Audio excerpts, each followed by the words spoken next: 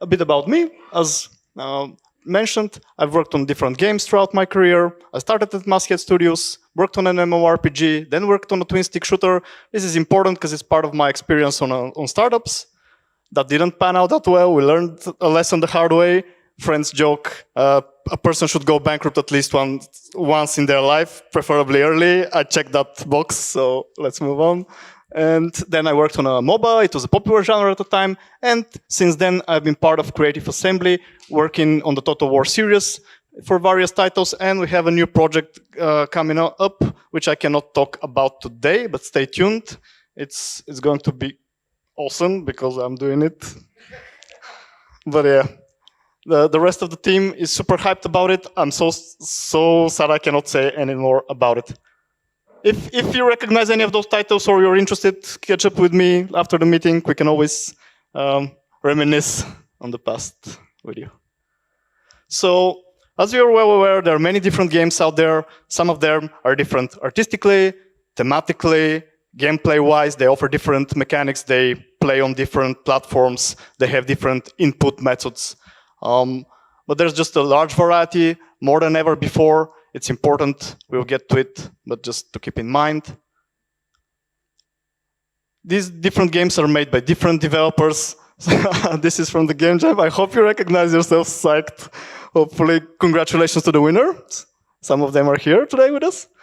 So these different developers have different techniques, different methodologies, they work in different companies, and it's really hard to come up with a common language to discuss games, to discuss design, to discuss implementations. So these different developers make games for different kind of players who enjoy games or dislike games for all sorts of different reasons.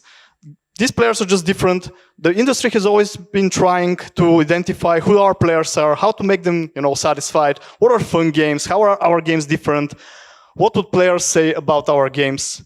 So we're all here to learn how to make better games, how we can improve our process. Hopefully we come up with a solution that works every time.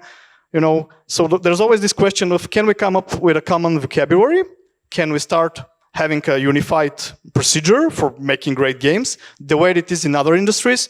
The movie industry, for example, has a way more established pipelines. The pre-production, production, post-production process has been established and been around for 20 years. The book publishing industry has its own rules to follow for writers, and it's somehow we already feel we know how to do things. In games, some companies win, some companies fail, and it's hard to analyze why. So the question is, can we come up with a universal method for designing games? And the answer is sadly no. It's been tried many times. There are different methodologies. I will talk about them today and just give you an idea of what's up there so you can research on your own time if you're interested. Yes, this is a depiction of an actual colleague of mine, who shall remain unnamed. Just to give you an idea of what's up there, before we get to the MDA method, which is the topic of today's discussion. Different developers have tried to share their practices throughout the years. Some of them are more popular. Many of you have probably heard of them. For example, here on the bottom left, this is the Bartol's taxonomy for player types. But there is a taxonomy for everything, for game mechanics, for game genres, for player types, for player personas, for design templates. The idea is that we make games, we try to, come up with the idea in the first place, try to put it down, try to test it somehow and implement it. We all know that. But there's no agreed way to do this. I've personally tried to read everything I can get my hands on, try to distill it, and for my life so far, I haven't managed to find a way that works every time for me. So I decided to get a more deep dive into the MDA methodology, see what the fuzz is all about. Hopefully, you learn something from it, so I save you some time. If you're interested, you can always read up more, but just I'm here to talk about it. So let's get to it.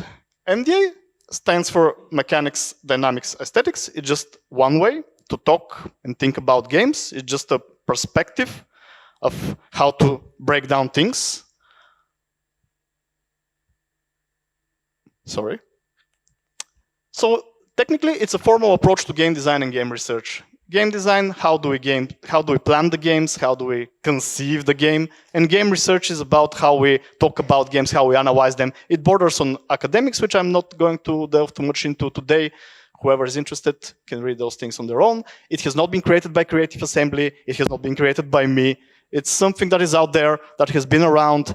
It's already, how should I say, it has a lot of criticism, so you should be aware that this is not a widely accepted model at the moment, but it is still probably the most well-known method out there. So it's worth it to just check it out, see how it has developed, what it has turned to. It has been updated. Many people has tried to build up upon it and evolve it, but let's get down to fundamentals. The basic idea is that designers envision games, consumers, the players, consume those games. They have, we call them artifacts, those things made by humans, and games are such an artifact. So they have a purpose and they can be consumed. And it's a different perspective. The model stresses out that there's a difference about how we see games and how the player perceives games, and we need to meet in the middle. This is what the D stands in the middle, by the way. Mechanics is something the developers, the designers live with when they create games. It lives in their minds. It's what they do practically when implementing the game. And A, standing for aesthetics or experiences, is what the players actually get out of it. But we need to meet somewhere in between it, and this is the dynamics part. So the designer creates mechanics, implements them. On the other end, the player receives an experience, feels things, gets moved, gets to experience all sorts of different things. And dynamics is how they meet together, because mechanics are rules. Dynamics arise from those rules. We have no controls to dynamics as developers. This is the important part. We have no direct control as developers of what the players will actually feel. First of all, feelings are very subjective, and emotions we get into there, but these feelings arise for the game playing out in real time. We have put things into the code, but we cannot predict all the interactions, especially in more complex game. We cannot fully predict player behavior. We can model it to an extent. We can try to anticipate it, but ultimately players experience games in their own way. The more complex they are, the harder those, outcomes are for us, the developers, to envision. So I'll try to illustrate this a bit and show you where the problem areas are and how they can be tackled, so we can talk about games as pastime activity. You don't need to be a professional designer. You don't need to have the job of a designer to be a designer, to think about games critically, to enjoy them, to wonder about what makes you happy when you play a game. So hopefully this will help you, find for yourself why games work for you and why you would like to recommend them to your friends, or just if you want to make them, how to make something like this or better. The MDA framework, mechanics, dynamics, aesthetics, I'll say this many times during this lecture, formalizes the consumption of games, breaking them into their distinct components. First are the rules. Without rules, there could be no game. They could be written. They don't need to be. You can just implement them if you can. But there are rules which are somehow, ingrained into the system, which determines what happens, how it happens, and the goal is to have fun at the end. Designers and developers need to work into those corresponding areas. The mechanics are connected to the rules. The dynamics is the workings of the system of the game when the different mechanics come together, interact with one another, players interact with the system. This is the area of the dynamics, and the aesthetics is hopefully making the game fun, it actually being fun. Mechanics describe particular components of the game at the level of data representation and algorithms. So mechanics can be used in a variety of ways in our language. The structured approach defines it this way, but mechanics, you hear it used in different sense. For example, the mechanic of jumping in Super Mario games, what is it? It's some sort of action that the player can execute. It requires an input. Many mechanics require input from the player and can be described as player does some sort of input on a control device, regardless of what it is, controller, mouse and keyboard, motion sensor, so be it. And there is some sort of outcome in the game. For example, the character moves when you press the W key. This is the basic example of a mechanic. Mechanics in this sense, however, are described that Mechanics is what we put into the system. They're objective. If we say a particular action in the game has certain properties, it will always have those properties. We have control over that and only that as developers. Say the jump has this level of acceleration, it has this level of height. These are the mechanics of a game. The rules, the interactions, what the player can do, how the game reacts. Dynamics describe the runtime behavior of the mechanics acting on player input and each other's outputs over time. So once we code the mechanics and the game gets out there, when the player actually plays the game, this is where the dynamics arise. For example, we the developers cannot implement, I'll use an example, in a racing game, players trying to get ahead of one another. This is what happens when the players play with the game. We can anticipate it, we can try to create this experience, but we have no direct control of it. And it's important to realize that there is a middle ground that happens after the game is out there. So dynamics is just a synonym in this sense for gameplay, for the actual gameplay, game running in real time. Aesthetics, it mostly evokes things about appearance and beauty, because it is a discipline that tries to understand why different people, because what different people consider beautiful in the world. But in this sense, aesthetics describe the desirable emotional responses evoked in the player when she or he interacts with the game system. And it flows like this. Developers incorporate rules, mechanics, then the players play the game, so it's just play dynamics, and then they're having fun or they're having an experience, which is the aesthetics part of it. We can try to aim for a particular aesthetic when creating the game. I think most of us do it this way. Some people probably can start at the mechanics and just wonder about what the player will experience afterwards. But I think most of us, when they're creating or thinking about a new game or a part of a game, they try to envision some sort of outcome, something that lives in our head, some sort of picture maybe. For me, I'm a very visual designer, so I literally have a picture, for example, of cowboys shooting one another, and I'm trying to figure out what makes it fun, what the player can control in this particular image that I have, and start to go back down, figuring out what the different dynamics are. For example, is there, stealing horses part of it, is reloading your gun part of it, and then I'll need to work out the nitty-gritty details of how do I actually implement this and what the specific rules are. So you can aim for certain aesthetics, but you can also aim for dynamics. It's really hard.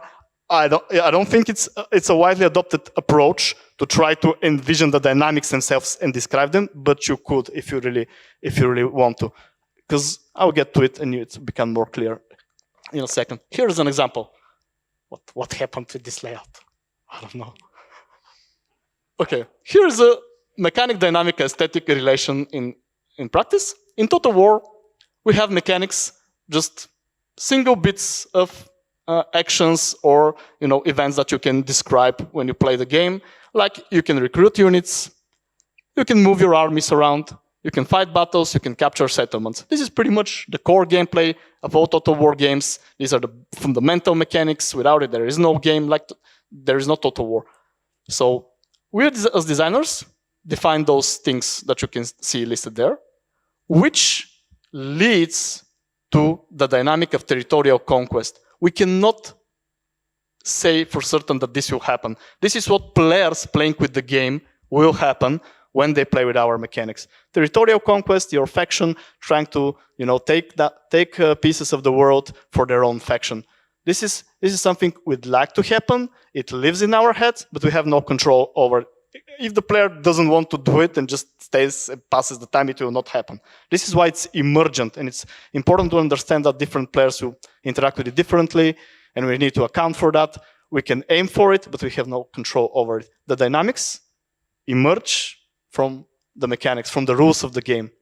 Aesthetics is what happens, hopefully, when players engage in this territorial conquest. This is the fantasy of the game. For example, the fantasy of being a conqueror, being a general, some sort of power figure, or being a particularly good example is the Dominator character from the Black Company books. It's a tyrant who just goes on megalomanically conquering the world and is this sense of, I've got this. So this is a fantasy Total War, all Total War has in them. Another aesthetic we aim for this dynamic of conquering lands, is just the sense of mastery that comes with it, with overcoming challenges, because it's a strategy game, you manage resources, so the player gets some sort of feel that they've done well when they engage with this territorial conquest. There's also the aesthetic of self-expression, because there are different ways to go about conquering territories, so using your own approach, feeling good about it, is a form of self-expression. There is also the sense of progress and engagement, that because it takes time to conquer all those territories, and you have it's a visual feedback for you that you have done well in the game. And there's also this sensation, we can call it, of painting the map, where you could just very visually see how the map gets populated, and it's particularly pleasing to a lot of our players to see the map getting colored in your faction's colors. These are the aesthetics we aim for. Hopefully, by these situations happening in the game in the middle, which are the territorial conquest, which come out from the particular rules that designers and developers have put in the game. An even easier example from the Mario games, the mechanics are jumping, running, having collisions with different objects, with different enemies. There are platforms, there are environment that you can bump yourself instead of passing through. These are all the rules, the basic rules of the game. There are holes you can fall down to. So we as developers need to create the controls, define how the physics work. We establish the rules for the game, and we incorporate it. We tweak the parameters, we tweak the variables, we put down lines of code, we put animations, but this does not mean anything at this point until it actually gets to be played, and the dynamic of the mechanics working together and the player interacting with them is what we call platforming. It's just the combination of all of this in motion, in real time, once the player gets to play with it. And the aesthetic of playing a particularly hard Mario level is supposedly pure joy, as we can see from the image there, or frustration, or whatever. Different designers can aim for different aesthetics in the game.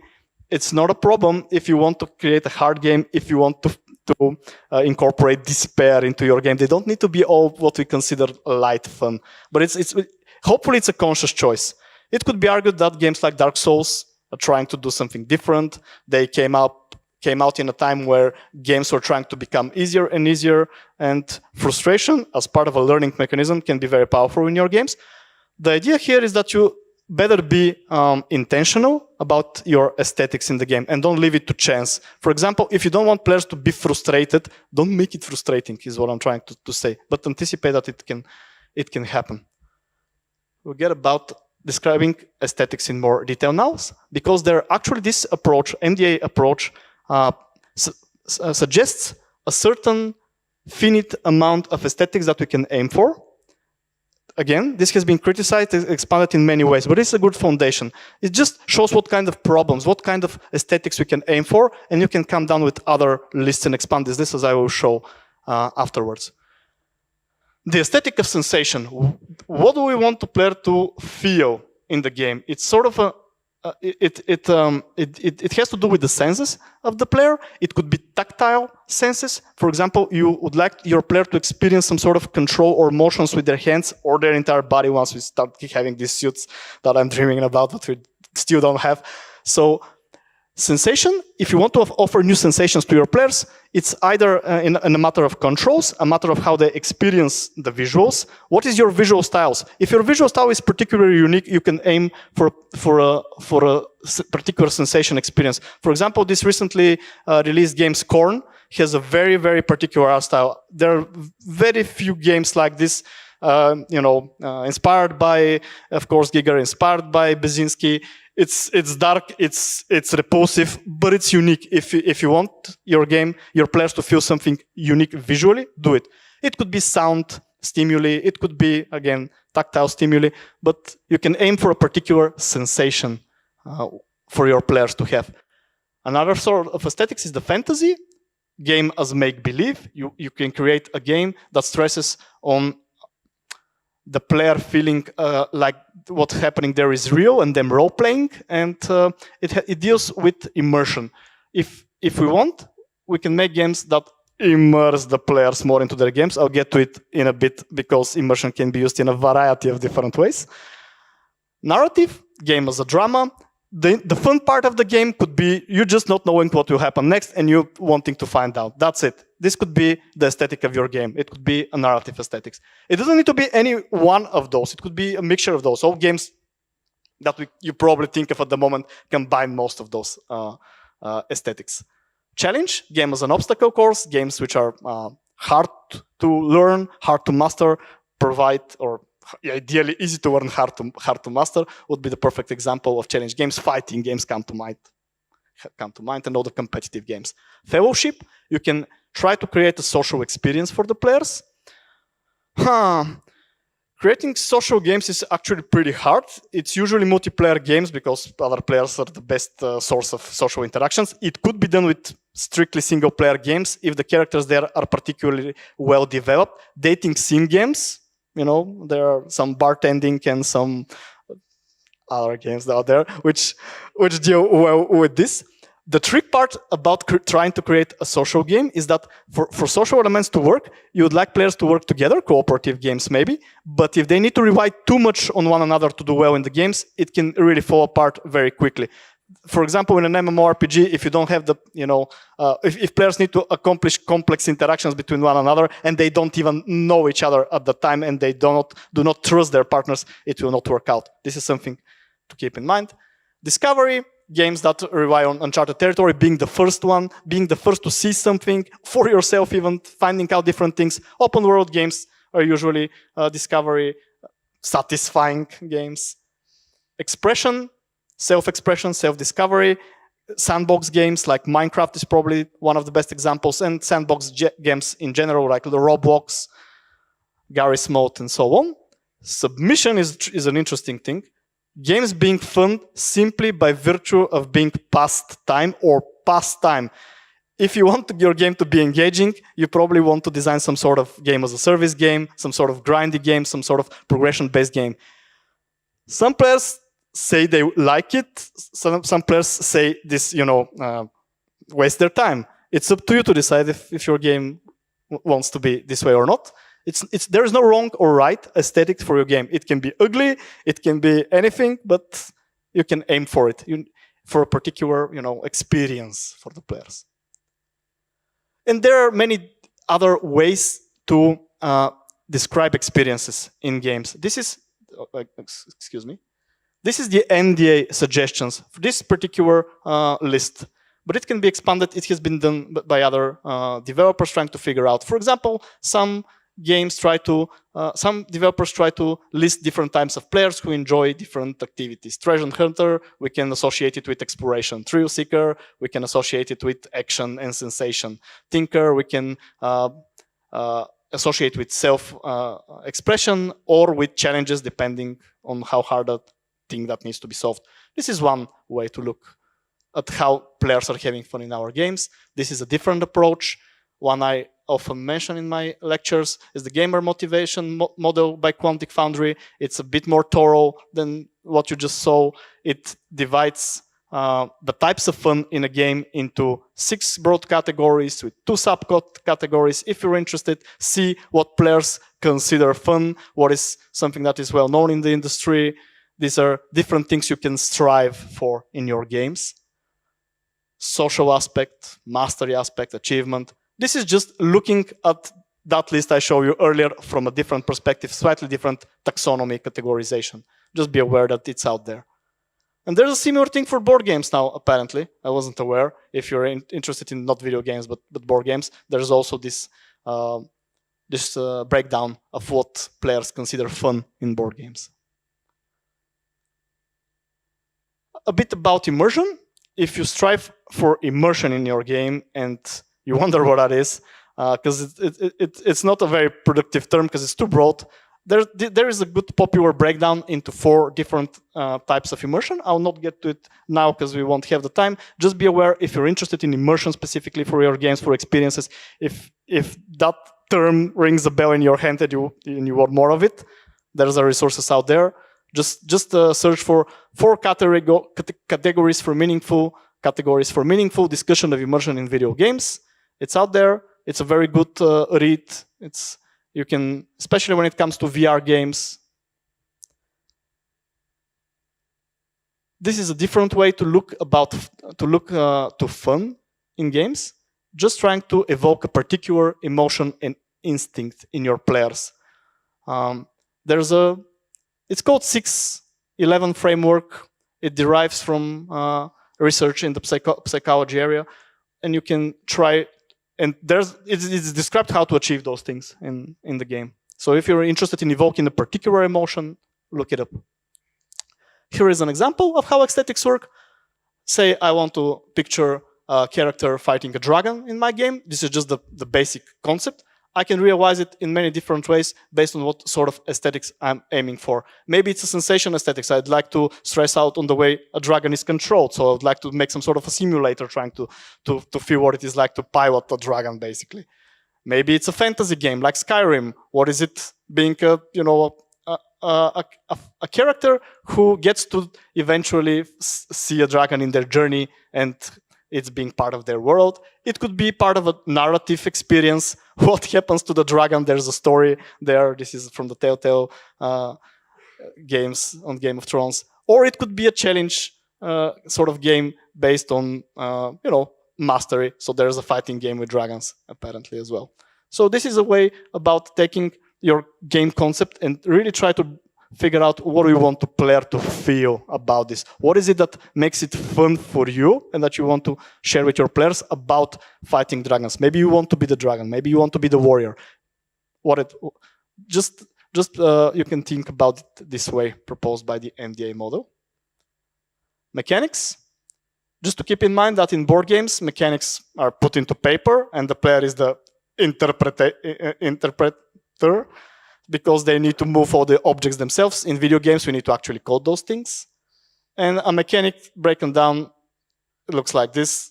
We need to put the code there. It could be any sort of interface, visual scripting, whatever, just to make this jump happen. This is what us developers have control over. Dynamics. I'll show you how things can go wrong with your mechanics or be things to be aware. I'm sorry. In Mario Kart, the dynamic is you racing other players. The mechanics are, you accelerating, breaking down, using power-ups.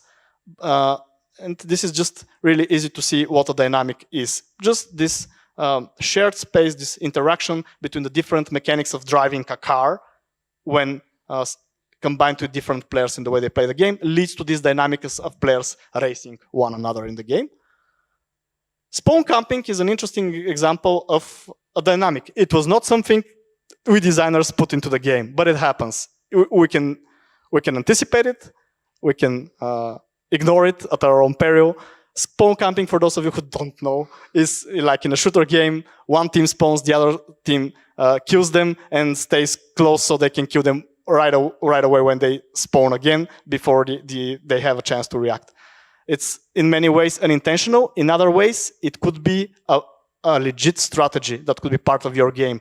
It puts frustrations into the losing team, but it puts satisfaction into the people who are doing it. So is this something you want in your game? Is something you need to ask yourselves.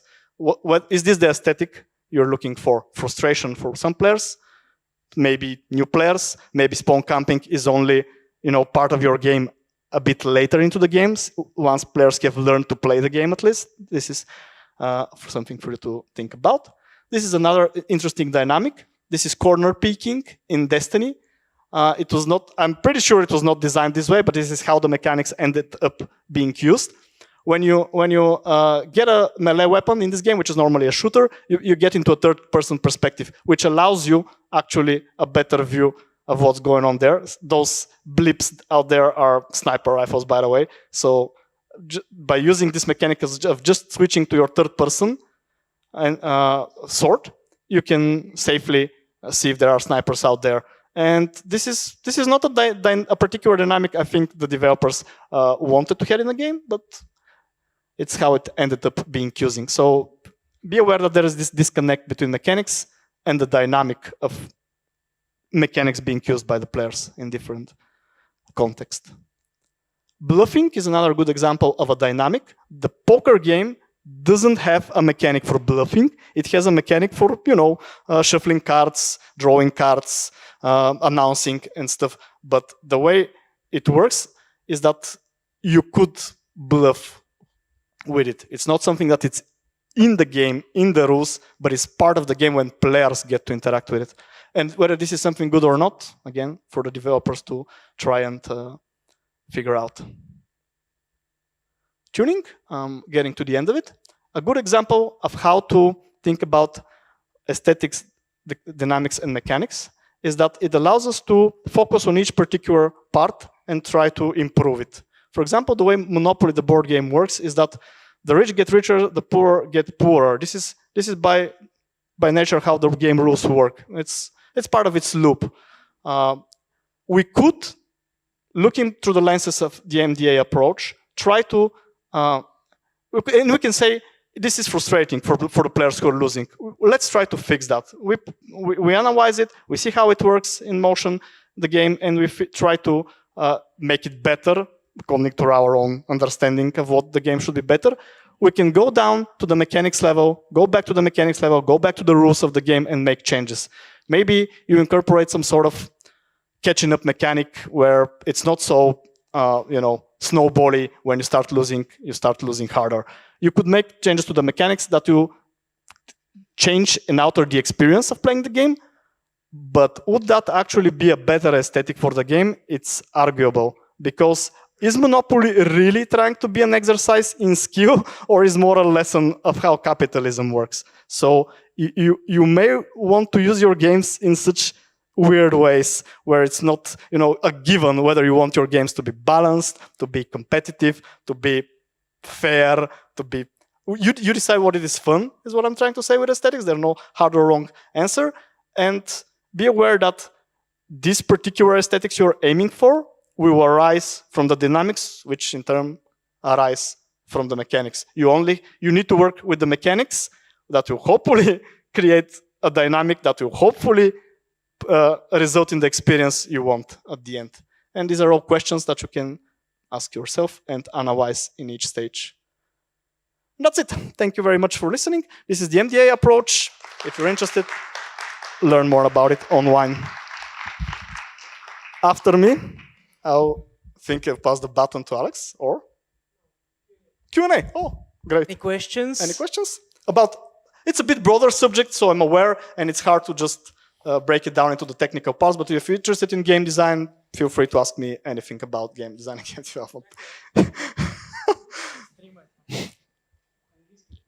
Yeah, I need to know the name of that Dragonflight Simulator game. It was actually a mod for the Microsoft Flight Simulator. Beautiful, beautiful. Sorry, yeah. It was not out there. So, anyone interested in design?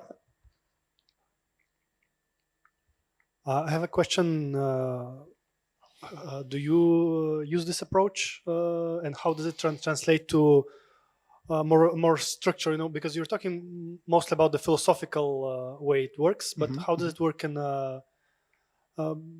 let's say, what kind of software do you use to facilitate game design and stuff like that? Good question. First of all, it has been formally used in GDC workshops throughout the years, so people there have adapted it into much more, it has been the standard for them to do it. It is not the standard in our company, and it's not the standard for me in particular. I do not have a defined methodology to work with. This is just a subject I wanted to do a deep dive in and incorporate it in my way of thinking, so that I'm aware that what are the different types of aesthetics? Am I missing something when I'm trying to picture what the different experience could be? So this helps me to learn all the things that are possible, so to speak. Like I see a map of all the things present, but I do not actually use it super formally. And I don't think that's the goal really, because it could have if it could have worked well, it would have been adapted by now by different companies and made it a standard. It's just a way to look at things, really. Of course, you can try to make your designs, listing your mechanics, and trying to make designs for your dynamics. I would like these situations to happen, and you try to put it in pencil, and then you can also describe in design documents what kind of aesthetics you're aiming for. You can put down into Illustrator and say, I want this game or this part of the game to be frustrating. I want this part of the game to feel satisfying. How? And I describe it in words with pictures. This is the process if you want to go formal about it. People in the back.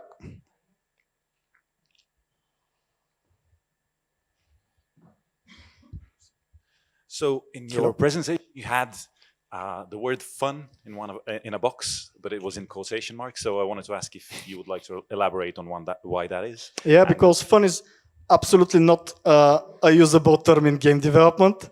We use it unconsciously, but it's bad for us because it's too broad of a term, really. And there are many. That's what I wanted to show, that there are many different ways, and people have tried to define what fun is. There are PENS model, player experiences of need satisfaction model, which is well developed by now. There are all sorts of different ways to define fun, but it is not in any way conclusive at this point. So what is fun for me is very subjective, but the goal is to try to be intentional, at least, about it. That's the major takeaway if you have to take about it. Because you don't want your game to be hard by happenstance. It's better if it's intentional. Okay, and a second quick question. You, on a number of occasions, you mentioned that it's been highly criticized by some people, at the very least. Do you have an example of why? What are major reasons for it to be criticized? Yes, and you can also read on it. It has been, just to point out, it has been criticized a lot only because it was popular in the first place, which is already a good accomplishment. So don't feel like I'm trying to show you something that was discarded a long time ago and no one thinks about it. Well, it has been criticized because some of the things, it does sound arbitrary, like the list of aesthetics, for example. The model lists them and even says this is not a conclusive list, but there is no explanation of why they have picked those particular aesthetics, why they have broken them down into it. Further research was apparently needed, and other people have done it since then. They've tried to go the extra mile and try to how should I say? Try to make it work. Try to make it a whole thing. But it's an ongoing endeavor. Yeah. So. It's up to you to be aware that these things are there, so you could try and research for yourself. Maybe one of you will be the one to come up with a methodology that will work for all of us. Finally, yeah. Also, this method is not good for gamified experiences, which are loosely described as games, but are absolutely part of the discussions nowadays, as well as. Just stuff like walking simulators and like this do not work well with this particular format. It has been criticized for narrative content, and for example, how does UI gets to mesh with all of these things? So these are common subjects that are not part of the model.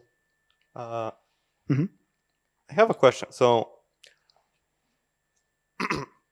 when it comes to producing a game, or rather designing a game,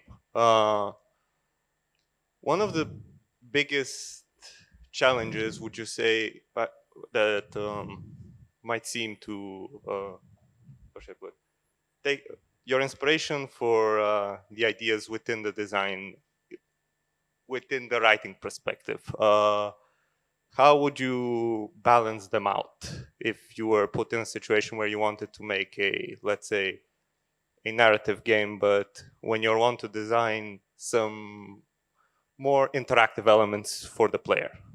Okay, say for example, I don't know, games like, I don't know if you've played Fahrenheit, which are mostly a quest game, mostly a walking simulator, but when you need to make a choice, there's actually a mini game to play there. For example, there's more interactivity.